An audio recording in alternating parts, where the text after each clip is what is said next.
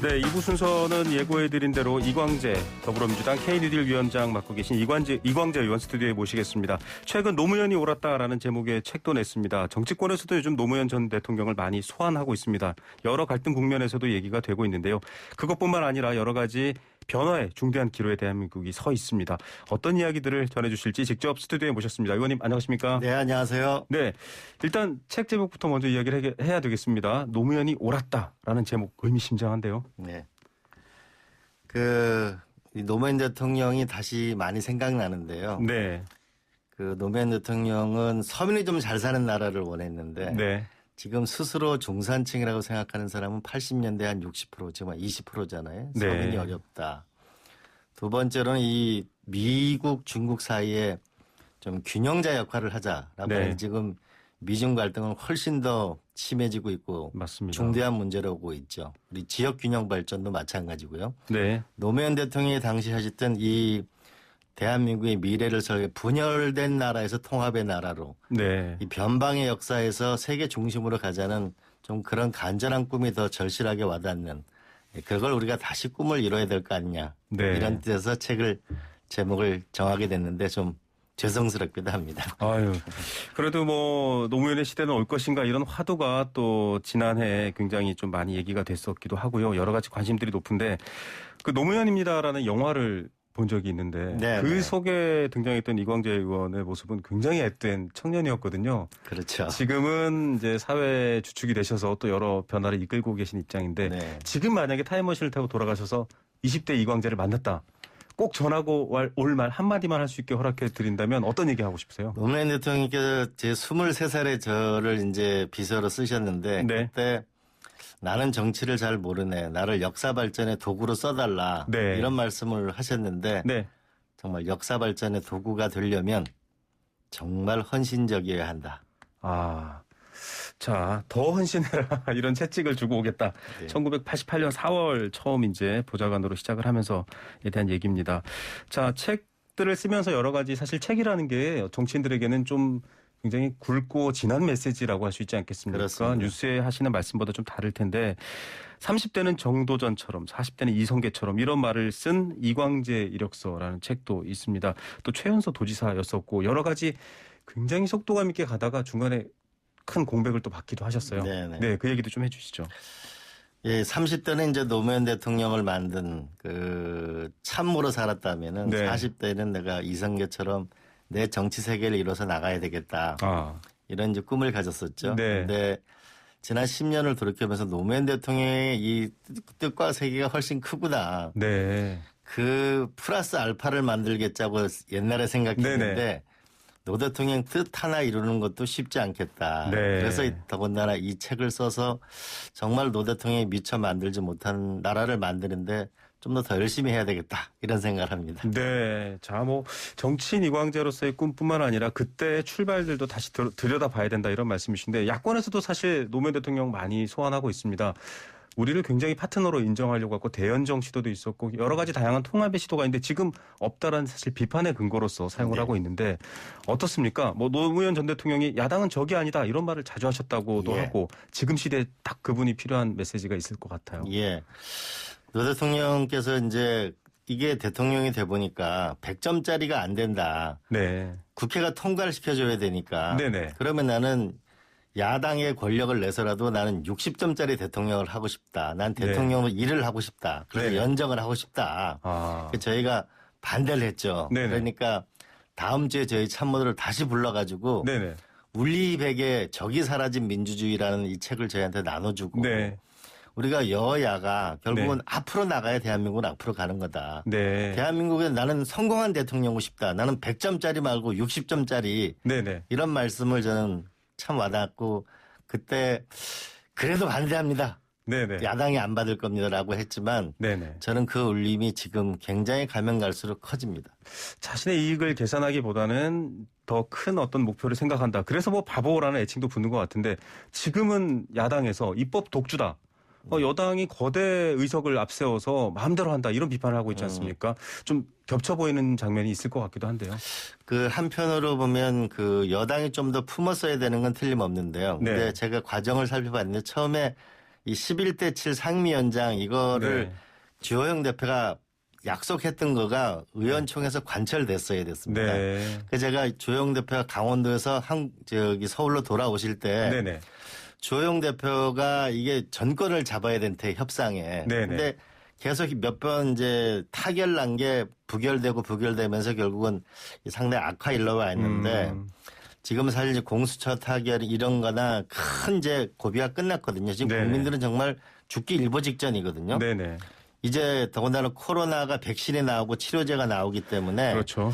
저는 이제는 이 한 고비를 넘겨서 이제는 좀 경제의 계절을 빨리 좀 여야가 함께 가야 되는 거 아닌가. 네. 더군다나 1월 20일이면 바이든 대통령이 취임하고 나면 네. 이 미중 간의 관계 문제는 우리의 생존의 문제이기 때문에 이제 빨리 이 논란을 좀 이제 끝낼 때가 된 거 아닌가 이런 생각이 듭니다. 예, 참 앞으로 더 해야 될 일들에 대한 얘기도 하고 있습니다. 약간 좀 원론적인 얘기일 수 있겠지만은 노무현 대통령 얘기로 시작을 했기 때문에 여쭤보겠습니다. 좀 권력을 소유하는 게 아니라 공유하는 차원에서 정치를 하자라고 하셨는데 당연합니다. 지금의 여러 흐름들을 보면 공유라기보다는 소유 쪽으로 많이 휩쓸려 있기도 해요.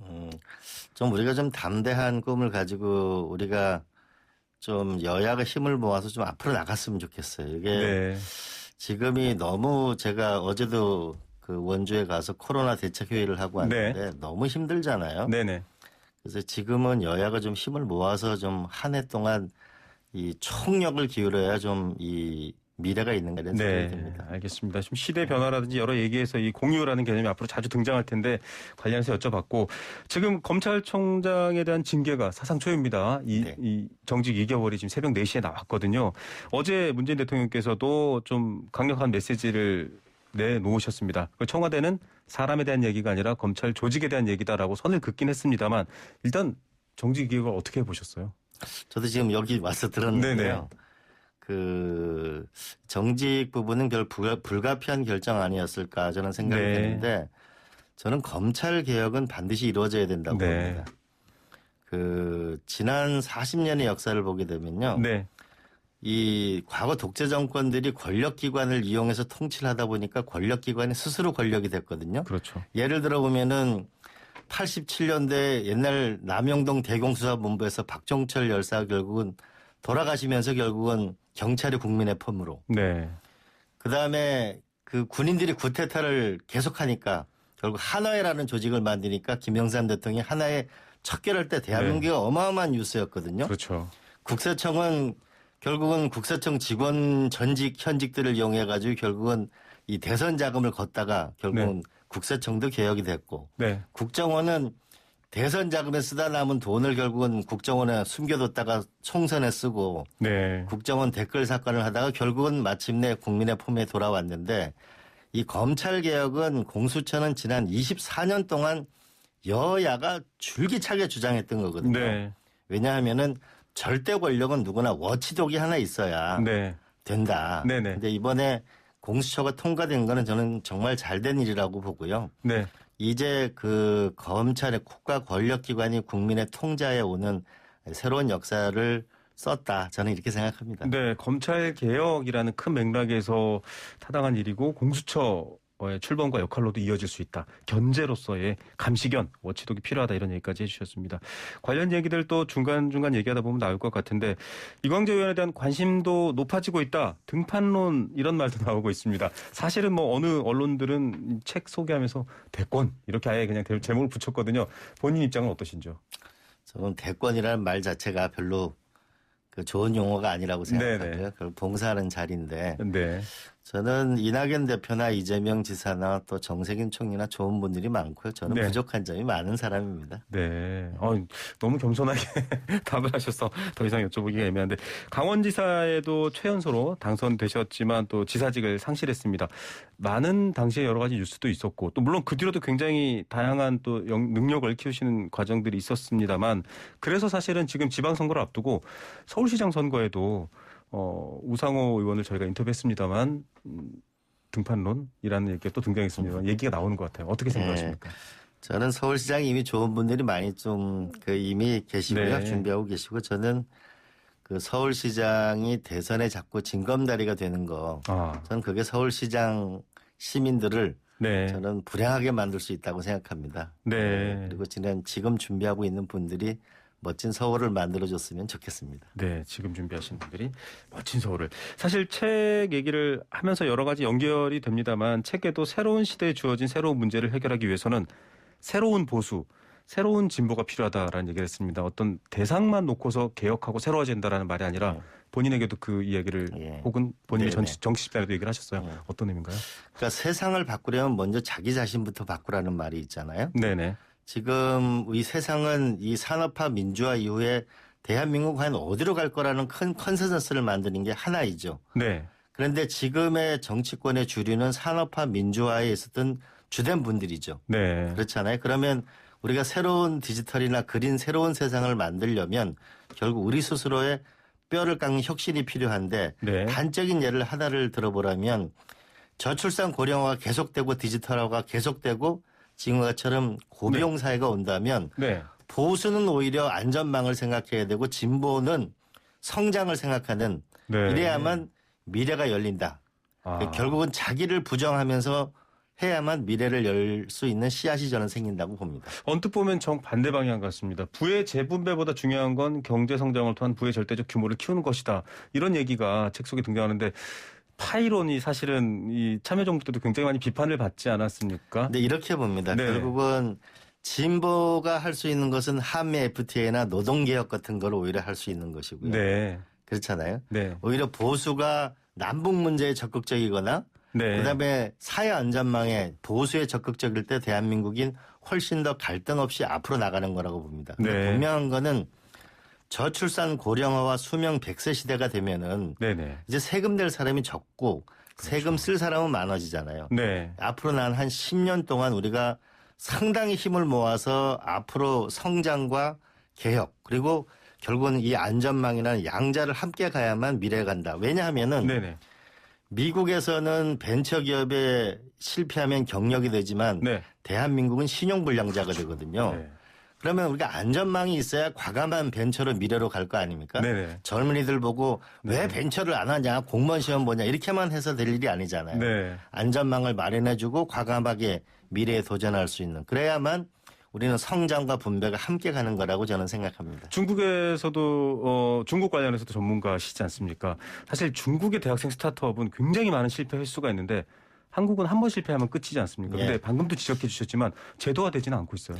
예, 저는 그 중국의 칭화대학교에 2년 있었거든요. 근데 네. 중국 칭화대학교가 칭화 지주회사라고 해서 벤처기업, 칭화대학 출신들이 만든 벤처회사가 2,300개쯤 됩니다. 네. 그걸 서로 온라인으로 연결해서 서로 도와주고 경쟁하고 네. 이 과정을 보면서 우리나라 대학도 완전히 혁신의 근거지로 바뀌어야 된다. 미래 네. 창업의 기지로. 네네. 그런 생각을 저는 많이 하게 됐습니다. 예. 자, 지금 사실 민주당 K-뉴딜 위원회 총괄 본부장을 맡고 계십니다. 이 대한민국의 새로운 100년 설계 한국형 뉴딜 정책 문재인 대통령이 발표하셨는데 이게 사실상 의원님의 머리에서 나왔다 이런 말이 있는데 사실입니까? 전혀 사실입니다. 사실 아니고요. 제가 네. 아이디어를 낸 거는 네.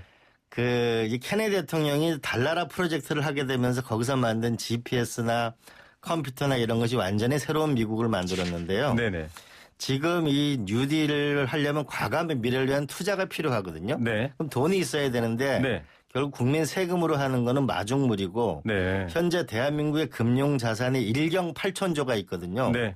그럼 이 주머니에 있는 돈이 투자로 가야 되는데 네.